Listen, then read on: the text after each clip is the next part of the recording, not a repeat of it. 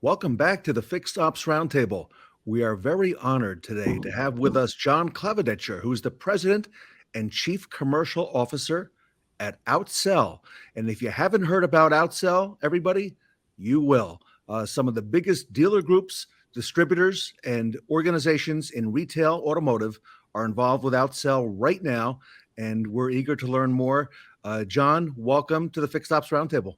Thank you, Ted. It's an honor to be here, and congratulations on all your success and what you continue to do for the industry and for your cohort. So it's an honor to be here. Oh, thank you. And John, we've heard so much about Outsell the last 2 years.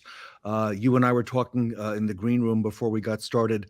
It's maybe coming up on 2 years that John Melashenko from Germain Motor Company was on here. And John, he was excited. He was telling us about something new they had been helping to develop and working with your company. And now Germain was implementing. And we just had John on the broadcast just a few months ago, back in November, giving us an update on that. So I've heard great things about Outsell, and I know our audience is eager to hear the rest of the story.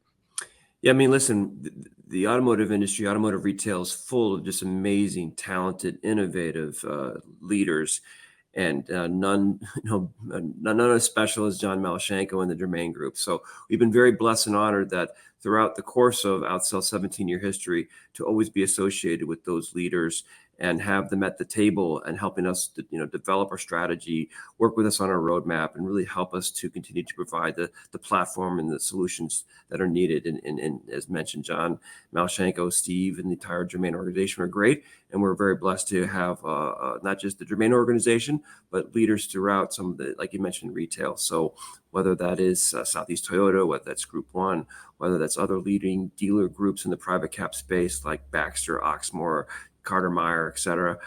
We've just been very blessed to continue to learn, innovate, and partner with them through this evolution. So, John, the word that we hear from Germain and from many of the others is that you are helping them get an unfair advantage, okay, in the marketplace with what Outsell is doing. So, our audience is the early adopters, and perhaps it's not quite as early since a lot of folks are already on board. But tell us a little bit more about what Outsell is doing, because I personally want to know a whole lot more about it as well. Yeah, no, thank you, Ted. And I'll start off by just saying at Outsell, we're a data and technology company.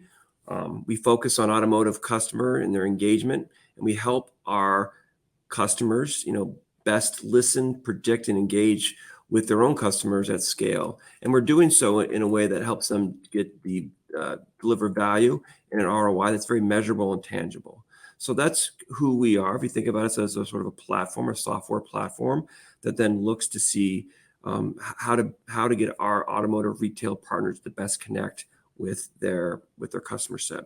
If I were to tell a story real quick, it gets to the problem that we're trying to solve. Is that if you think back to some of the best retailer experiences, or the experiences that you have yourself as a consumer, those retailers, those services, they know you, Ted, right? So they know if you have a preferred airline, they know your history. They know what seat you like. They might upgrade you. They might give you a preferred seat. For car rentals, the same situation. For hotel chains, it's again the same scenario. They know exactly who you are. If you then think about traditional retailer, whether it's Target or Best Buy or Costco or Walmart and Walgreens, they know, or Kroger, they know your preferences and what you've preferred and when and where you would buy. But importantly, through that, they know what's the right way and the right method and the right medium to communicate with you. So if I had to distill sort of what Outsell is in a story, it's the ability to do what traditional non-automotive retailers have been doing for years to cultivate and improve their relationship, and doing that in bringing that skill set to auto. And so what we do is that we have that platform that then ingests both the CRM data, the DMS data, other third-party data sets, and then has a 360 view of who that customer is, and then allows the retailer, the auto retailer, the platform to then figure out in an automated way what's the right medium, what's the right message, what's the right time to best communicate with that customer. And that's really at the heart of what Outsell does. And then it drives meaningful ROI. And so we know with our nearly 1,800 plus customers that that if you come in using our platform, that we know who your best customers are. We know that we know who your top 20% best customers are, and that those 20% customers generate 65% of your gross profit. And we know when and where and how to best communicate with them. And then importantly, we know that when you do that, that you're going to increase your overall loyalty of your customer by 31%.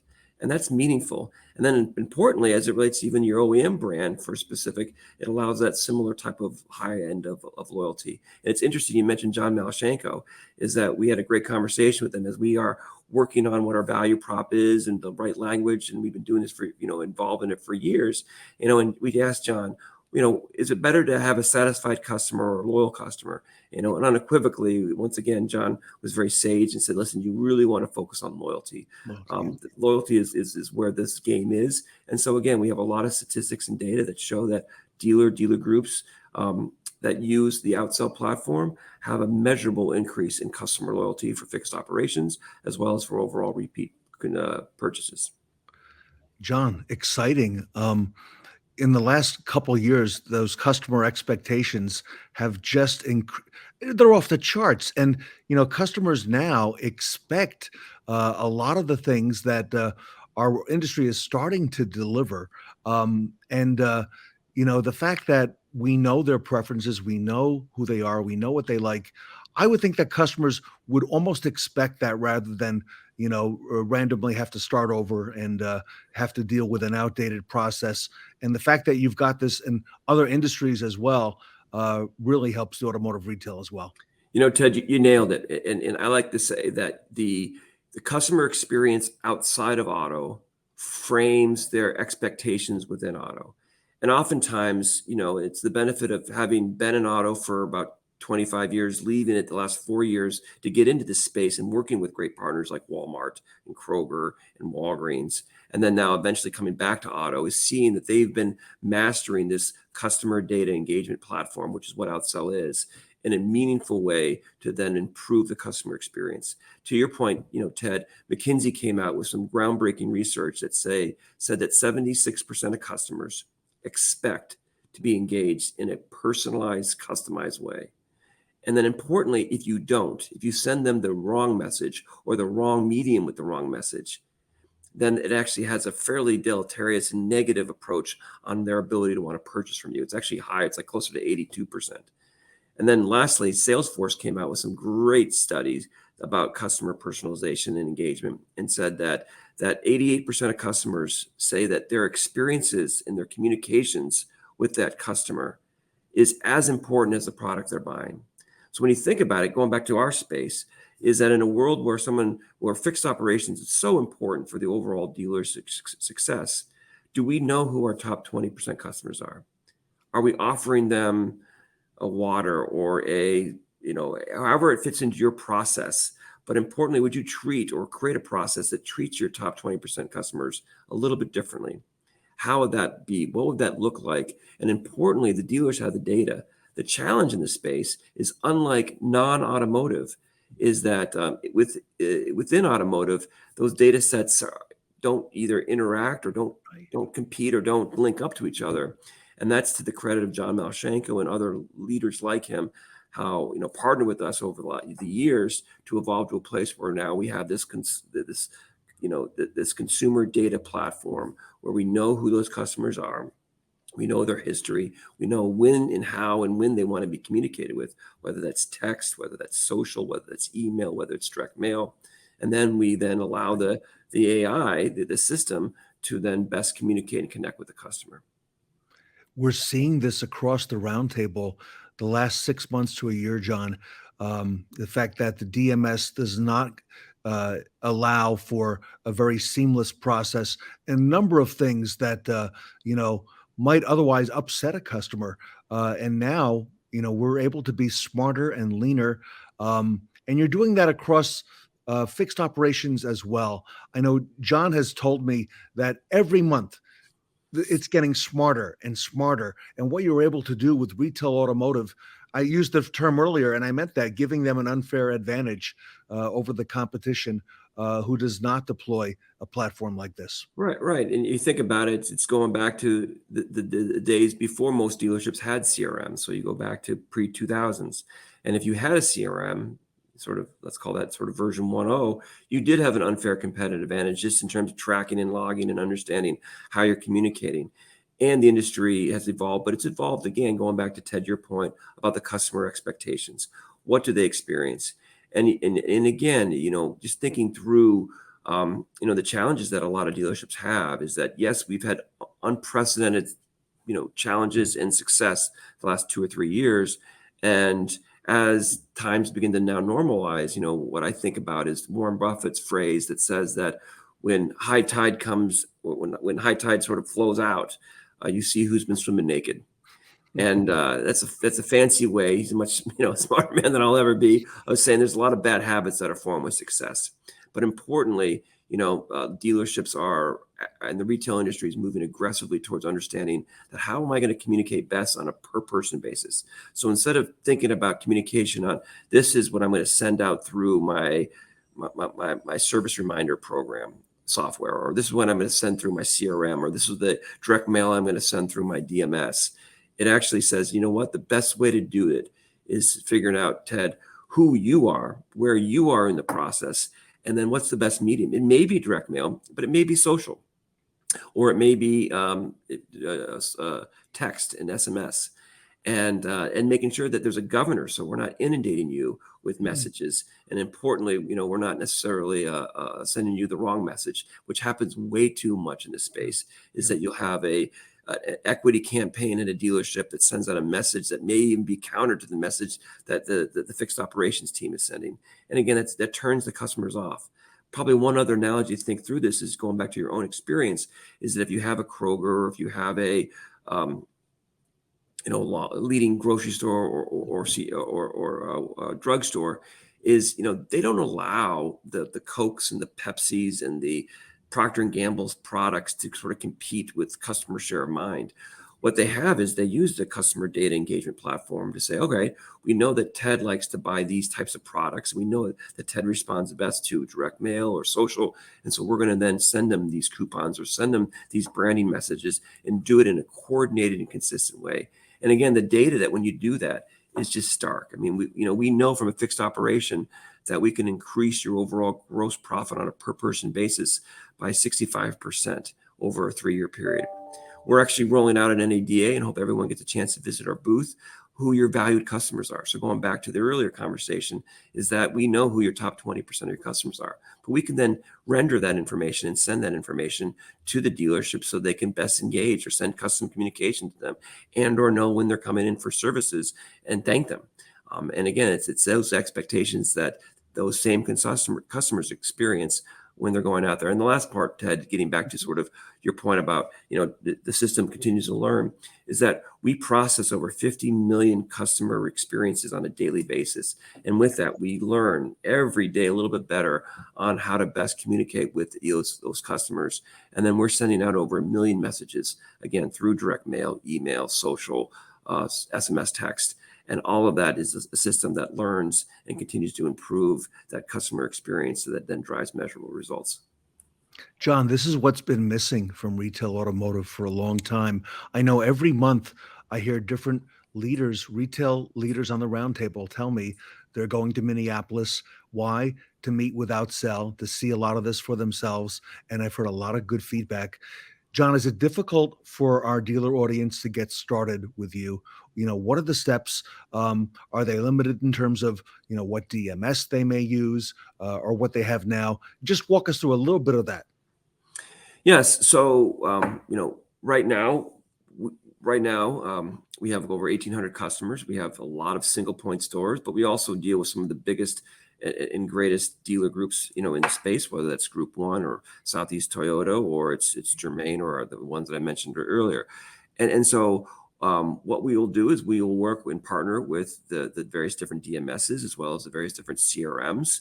And then we'll work in partnership with the retailer on what the rules are and how do we understand who your customer base is. I know in the past, both John Malashenko and Sean Niffen have been on the show, and they've talked about how, when you do that and when you start to understand where those customers are, and then you run it against the disposal data that we actually partner with, you'll find that your database is very efficient. But you also in that process see that about 50% of your database is either inaccurate or not useful or harmful. So then when you think about how you communicate with your database, there's even just value of cleaning it up and understanding sort of who your customers are and who your customers aren't anymore. And that gives you a great baseline. But we have a great team of folks at Outsell that'll partner with you, that'll bring you on board. We will put that heavy lifting on our shoulders, and we have 17 years of experience of doing that. So there is a process, and then we can get dealerships up and running relatively quickly. Everybody, if you haven't heard about Outsell, you will. John, if some of our audience will be at NADA in Dallas later on this week, you mentioned you'll be there, and the team will be there as well. Yeah, we're going to be there. We're excited to be there. We're in booth 5639, so we'd love to visit any and all. We also, for the first 100 customers, we're going to give you that customer value for free. So that's a reporting where we can go in and demonstrate who your top 20% customers are, and then give constant insights and sort of where they are versus their buyer index and how to best communicate with them.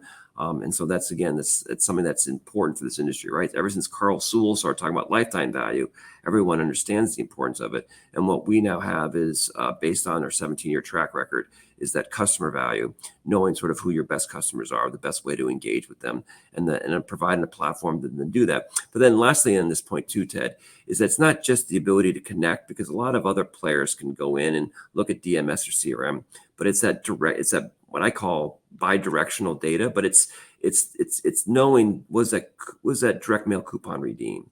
It's knowing, did someone actually open up that email or text? What did they click on? And then having that intelligence to know, based on what they click on or how long they're in their site, what does that mean? And again, all that technology, retailer outside of auto has been using now for years and years and years. And it's just bringing what is commonplace outside of auto and bringing it into auto.